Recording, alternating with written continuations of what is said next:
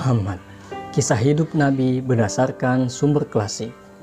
Ditulis oleh Martin Links atau Abu Bakar Siraj al-Din. Diterbitkan oleh Serambi. Bagian 6. Kebutuhan akan seorang Nabi. Abdul Al-Muttalib tidak menyembah Hubal. Ia selalu menyembah Tuhan Allah. Meskipun demikian, berhala Moabit telah berdiri di rumah Allah selama beberapa generasi.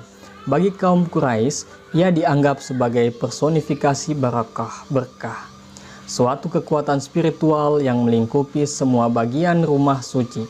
Ada beberapa rumah suci lain yang lebih kecil di sekitar Arab. Di antaranya yang paling penting yang terletak di Hijaz adalah kuil tiga putri Tuhan. Demikian para penyembahnya menyebutnya, yaitu Al-Lat, Al-Uzzah, dan Al-Manat. Sejak tahun-tahun awalnya, seperti penduduk Arab di Yastrib, Abdul Al-Muttalib memuja kuil Al-Manat yang terletak di Kudait, Laut Merah, hampir tepat di sebelah barat daerah Oasis. Yang lebih penting bagi suku Quraisy adalah kuil Al-Uzza yang terletak di lembah Naklah. Sehari perjalanan unta ke arah selatan Mekah. Sehari lagi perjalanan pada jarak dan arah yang sama akan mengantarkan orang ke Taif, sebuah kota yang sangat subur, dihuni oleh suku Sakif, keturunan salah satu suku besar di Arab, Hawazin. Al-Lat adalah Dewi Taif, dan patungnya ditempatkan di sebuah kuil mewah. Sebagai penjaga kuil itu, Sakif menganggap mereka sebagai rekanan kaum Quraisy. Kaum Quraisy pun selalu menyebut dua kota untuk merujuk Mekah dan Taif. Namun, meskipun Taif sangat subur dan sangat sejuk, karena itu disebut Taman Hijaz. Bukan berarti masyarakatnya tidak iri dengan lembah gersang di utara mereka. Sebab, mereka sadar bahwa kuil mereka, betapapun mereka mempromosikannya, tidak dapat menandingi rumah Tuhan atau Ka'bah. Bukan pula mereka sama sekali tidak mengharapkan bertukar tempat, karena mereka juga keturunan Ismail dan memiliki akar-akarnya di Mekah. Sentimen-sentimen itu pun bercampur dan kadangkala meletupkan konflik. Sementara, suku Quraisy tidak pernah merasa iri terhadap siapapun.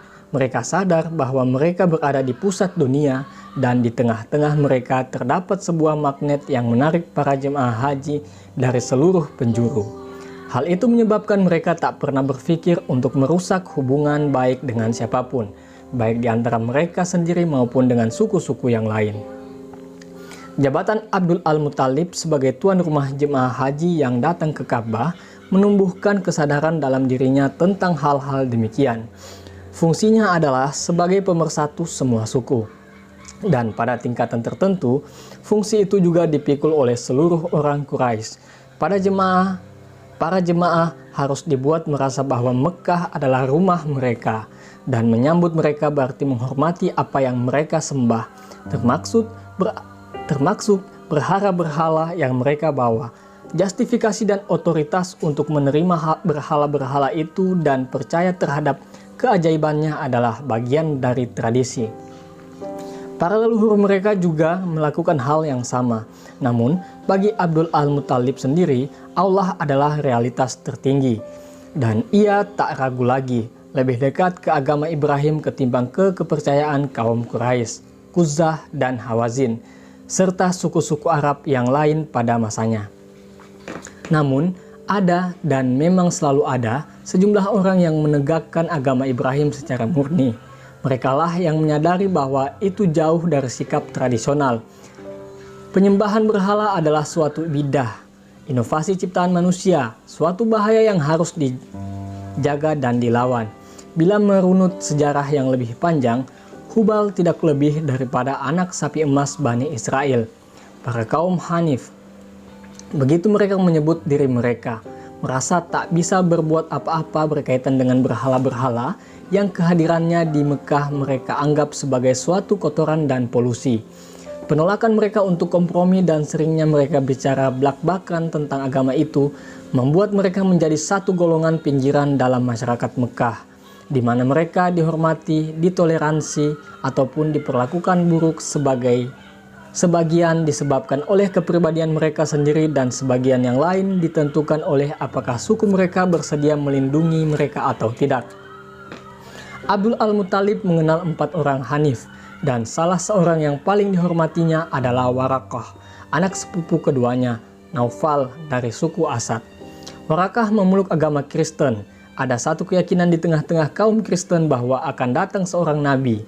Kepercayaan ini tidak tersebar secara luas, tetapi didukung oleh 1 atau 2 aliran besar gereja timur dan juga oleh para astrolog dan para peramal.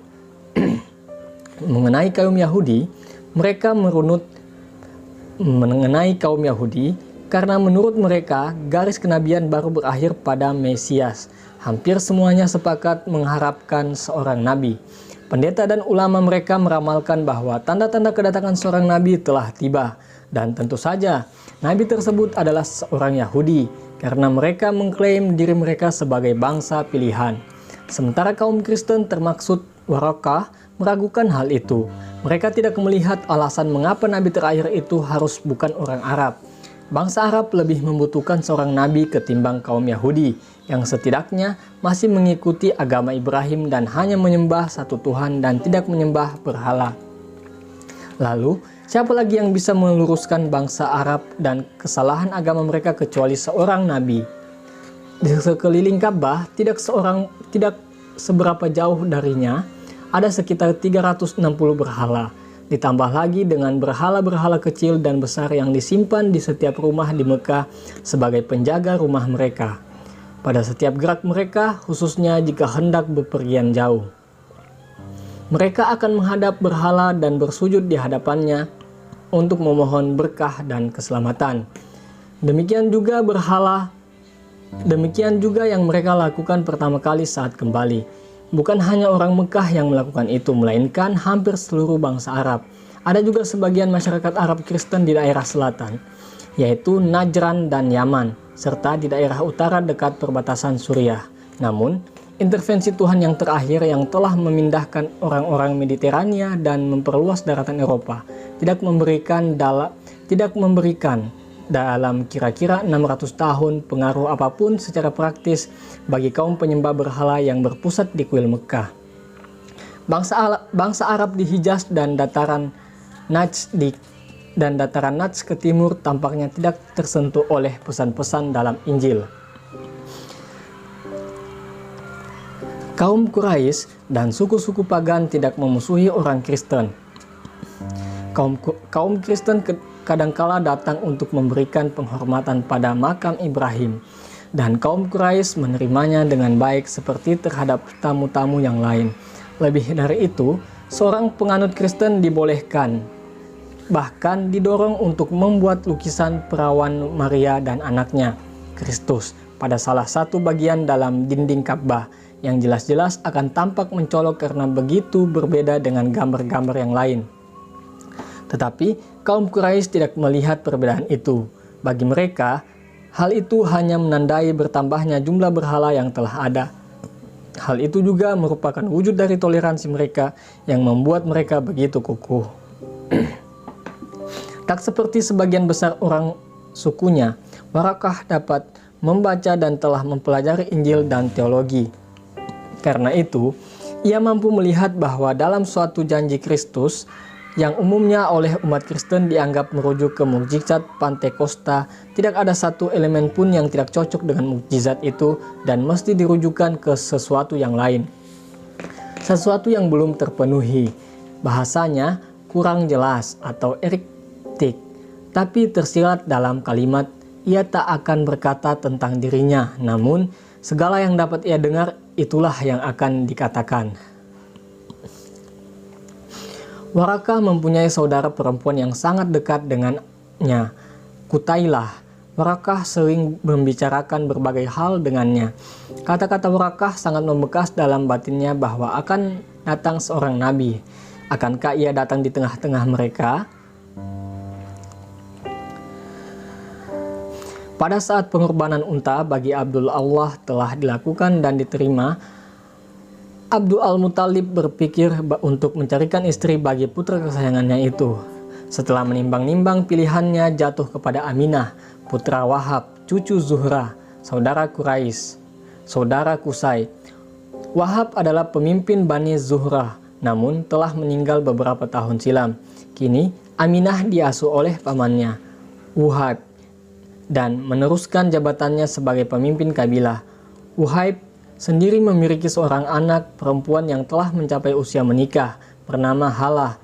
Abdul Al-Muthalib melamar Aminah untuk dinikahkan dengan putranya, dan Halah untuk dinikahi dia sendiri. Wuhaib setuju, maka segera dilakukan berbagai persiapan untuk pesta dua pernikahan pada waktu dan tempat yang sama. Pada hari yang telah ditentukan, Abdul Al-Muthalib menggandeng putranya dan bersama-sama mendatangi kediaman Bani Zuhra.